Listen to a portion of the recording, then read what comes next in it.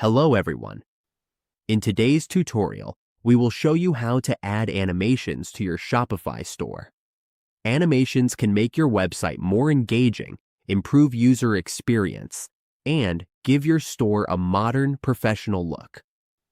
Let's go step by step to bring your store to life. Now, on your Shopify dashboard, we can add animations by going to the online store section. On the left side of your dashboard, we just need to click on that section. Here, simply click Edit Theme.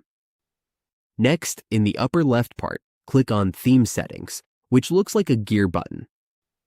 In this menu, you will see the Animations option.